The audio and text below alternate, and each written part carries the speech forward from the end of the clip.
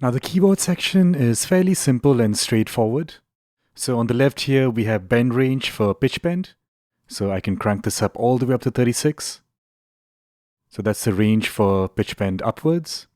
And you have an independent value for downwards. So let's set this to maybe 7.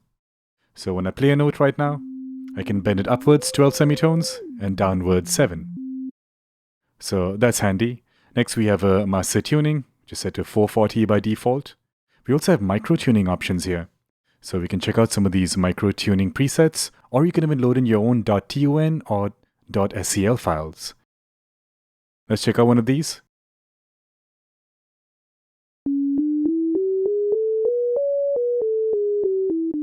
Let's make the sound a bit more rich. I'm going to go into the engine here and add some phase distortion into the sine wave. Alright, let's hear that again.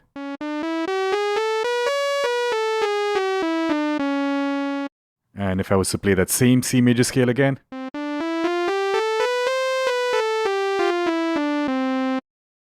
Very interesting.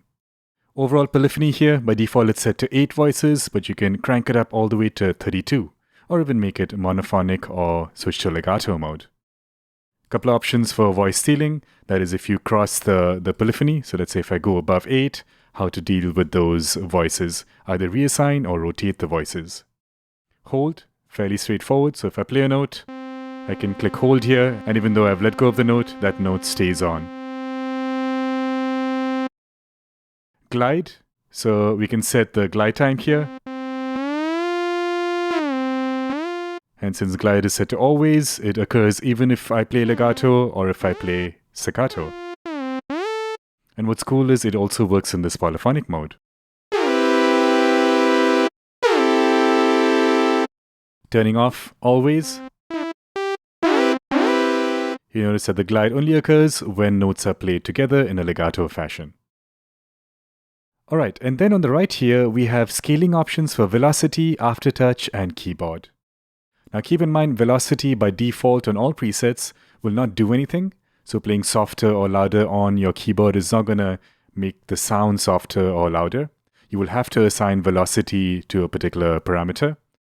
And to make that convenient, they already have velocity as an option here for amp to introduce velocity sensitivity into the overall sound. But what's really cool is that you can manually assign velocity as a modulator to any parameter. So let's say on this filter cutoff, playing softer or harder on the keyboard is going to change the cutoff position. And then I can change the curve of how the incoming velocity affects that particular parameter.